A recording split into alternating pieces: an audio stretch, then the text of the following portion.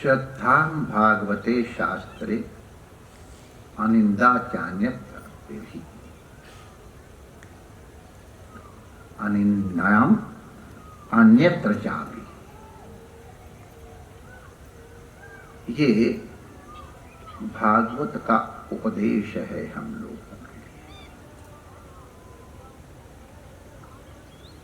हमको भागवत शास्त्र के ऊपर श्रद्धा रखनी है और अनिंदा, अन्यत्र जो कोई विषय है उनकी निंदा भी नहीं करना चाहिए। ये थोड़ा समझदारी की चीज है और इसको गुरुओं से सीखना पड़ता है। और इसीलिए एकादश स्कंध में जब गुरु दैवत से क्या सीखना है तब वहां इसकी चर्चा की गई। भागवत शास्त्र के ऊपर हमारी श्रद्धा। भागवत माने भगवान का जिनमें भागवत ये तो है ही है, कुछ नहीं, लेकिन अन्य भी जो शास्त्र जिनमें भगवान की महिमा का वर्णन है, भगवान के स्वभाव का वर्णन है, भगवान के गुणों का वर्णन है, भगवान की कृपा उदारता आदि लक्षणों का वर्णन है, उनको श्रवण करें और उनको श्रद्धापूर्वक श्रवण करें। माने विश्वास हमारे भगवान में या हमारे भगवान के भक्तों में ये गुण है, तो ये एक तुम्हारी निधि हो जाएगी। भगवान पे श्रद्धा, भगवान के भक्तों पे श्रद्धा, अपने सद्गुरु के ऊपर श्रद्धा, ये तुम्हारी निधि है। जब भी तुम्हें कभी वैकल्य होगा तो तुम्हें वहां से ढाढ़स मिलेगा। ये निधि है, खजाना है। कभी दुखी होगे आप तो आपको वहां प्रेरणा प्राप्त हो। कभी अन्य प्रकार से चित्त व्यथित होगा तो भगवान के गुण गणों का श्रवण, भगवत स्मरण, गुरु का स्मरण, भागवतों का स्मरण हमारा पथ प्रदर्शक होगा। एक निधि है, हर समय ये याद रहे ये आवश्यक नहीं है, ये तुम्हारी निधि है। जैसा बताया गया कि हमारे पास बढ़िया बढ़िया सेट हैं, हमने इनको लॉकर में रखा है, घर में या कहीं, तो वो कोई फंक्शन हुआ या कब जरूरत हुई तो निकाल लिया, पहन लिया, हमारी निधि। उसी प्रकार भगवान के ऊपर श्रद्धा और ये सब वस्तुएं हमारे लिए निधि है। बड़े बड़े कठिन अवसरों पे भगवान का स्मरण हमें सहारा देता है, इसलिए उनके ऊपर श्रद्धा करें। लेकिन भगवान के वर्णन करने वाले शास्त्रों पे श्रद्धा करें, लेकिन इसका मतलब नहीं है कि अन्य शास्त्र उनकी निंदा करें। तो लिखते अनिंदा अन्यत्र चापि, अन्य शास्त्रों की निंदा मत करो। न जाने कौन सा शास्त्र किसके लिए लिखा गया है। हर व्यक्ति, हर किसी, कोई कर्म वाले कर्मनिष्ठ हैं, कोई कामनिष्ठ हैं, कोई विवेक वाले हैं, नाना प्रकार के, उनके लिए अलग अलग प्रकार से भगवान के ये परम तत्व के वर्णन शास्त्रों में वर्णित है। कभी किसी के पीछे डंडा लेके मत पड़ जाओ। अगर कोई कहे तुम्हारे भगवान तो कामी हैं, वर्णन करा तो कोई भगवान ने ये किया है क्या? अरे भाई, अगर भगवान कामी न हो तो कामी लोग भगवान के पास आने का साहस कर पाएंगे? अरे जब देखेंगे भगवान में भी ये है, वाह वाह वाह वाह, तब तो हमारे भी चांस हैं। तुम्हारे भगवान क्रोधी हैं, तो बहुतों स्वभाव क्रोध का है। और बेचारे बड़े, कई लोगों जिनको क्रोध बड़ी जल्दी आ जाता है, वो बड़े संकोच में रहते, क्या करें महाराज, हमसे रहा ही नहीं जाता, क्रोध आ जाता है। तो क्यों चिंता करते हो? भगवान ने कई जगह क्रोध करके दिखाया। अरे वाह, फिर तो अपना भी चांस लग जाएगा। क्यों नहीं लग जाएगा? कोई कहे तुम्हारे भगवान छलिया हैं। हाँ बिल्कुल छलिया हैं। दुनिया के छली लोग देखेंगे कि बलि को इन्होंने छला है, तो चलो भी छलिया लोग भी साहस करेंगे। तो इसलिए कपट जो भी हैं, अगर कोई इस तरह से तुम्हारे भगवान का वर्णन करे तो उनके पीछे डंडा लेके मत दौड़ो। हाँ ठीक, हाँ यूं ही, यस, भगवान ने हमारे जैसे लोगों को, या जिनमें इस तरह के गुण हैं, उनको अपनी ओर आकर्षित करने के लिए ये सब गुण धारण किए। एक बार रामानुजाचार्य भगवान श्री रंग जी की सेवा कर रहे थे, तो उनकी पीठ जब दबाने लग गए तो अरे धीरे धीरे, अरे क्या हुआ प्रभु? मेरे घाव है पीठ में। अरे प्रभु आपकी पीठ में घाव? देखा तो भगवान की पीठ में घाव है। रामानुजाचार्य ने कहा, प्रभु आपके पृष्ठभाग में घाव ये कैसे हुआ? हाँ वैसे तो हमारे पृष्ठभाग पे घाव नहीं होंगे, लेकिन हमारे अगर घाव होंगे तो सन्मुख होंगे, लेकिन ये हमारे अत्यंत प्रिय के द्वारा दिए गए घाव हैं, इसलिए पृष्ठभाग में।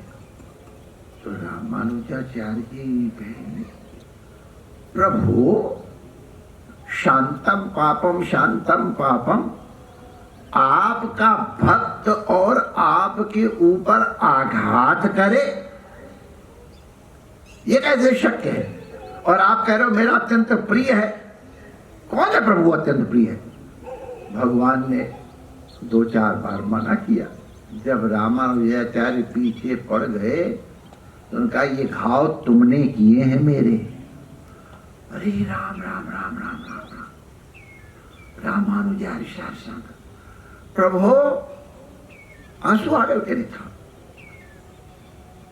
मैं कभी कल्पना में क्या, स्वप्न में भी आपके प्रति अरे कटु शब्द बोलने की तो सामर्थ्य रखता नहीं हूं।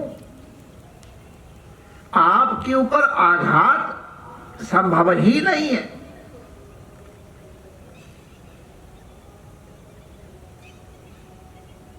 ये तुम्हारे वाग बाण हैं जिन्होंने हमारे ऊपर आघात किया है। मेरे वाग बाण हैं। अरे ये तुम वाग बाण चलाते हो ना, वो हमारे ऊपर आए।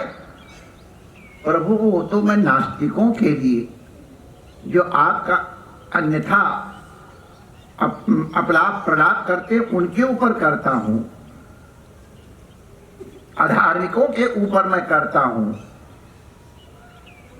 आपके ऊपर तो कभी कल्पना ही नहीं कर सकता हूं। तो भगवान ने कहा, अच्छा ये बताओ अधर्म का निवास कहां है? रामानुजाचार्य महाराज तो एकदम शांत। हम लोगों को मालूम है संसार में ऐसा कुछ भी नहीं है जो भगवान के आश्रित न हो। भगवान की पीठ में अधर्म रहता है। तो अगर तुम अधर्म के ऊपर, अधार्मिकों के ऊपर आघात कर रहे हो, तो वस्तुतः मेरे ऊपर ही आघात है। कभी भी किसी के ऊपर आघात करने की मत चेष्टा करो। क्योंकि वो आघात अंततः मेरे ऊपर ही आए। इसलिए हम अन्य शास्त्रों के या अन्य कुछ इस तरह का वर्णन करें तो उनकी ही निंदा न करें। एक चीज और देख लेना सावधान रहने के लिए। क्यों संत कहते किसी की निंदा न करो, किसी की स्तुति चुगली न करो? उसका कारण है जिसकी तुम निंदा करोगे उसकी निंदा करने के पहले तुमको उसका चिंतन करना पड़ेगा, और उसका तुम चिंतन करोगे तो तुम्हारा अंतःकरण तदाकाराकारित हो जाएगा, और तदाकाराकारित अगर हुआ तो फिर भगवदाकाराकारित कैसे रहेगा? इसलिए कभी भी किसी की निंदा में प्रवृत्त मत हो। ये अपने ही पैर पे कुल्हाड़ी मारना है भगवान को अपने हृदय से। और एक चीज और बता दें, कई बार निंदा करते करते लोगों को मैंने देखा वो चिंतन कारण उनमें वही दुर्गुण आ गए। अरे दुनिया में सब कुछ है माय डियर, हम वही लें जो हमको चाहिए। बाजार में क्या क्या नहीं बिकता है, बड़ा अच्छा अच्छा बिकता है, हम उधर झांकते तक नहीं है। अगर दुर्गंध आती तो उस रास्ते से नहीं जाते। कोई जरूरी है कि बाजार में सब जो कुछ है वो सबको हम देखें ही, उसको खरीदें ही? उपेक्षा करो, न निंदा करो न स्तुति करो। स्तुति भी जिसकी करोगे उसका वर्णन करोगे तो भगवान तुमसे भूलेगा। इसलिए न किसी की निंदा करो न किसी की स्तुति करो। अपने मन को, वाणी को और अपनी कर्म इंद्रियों को, इनको भी अपने कंट्रोल में रखो।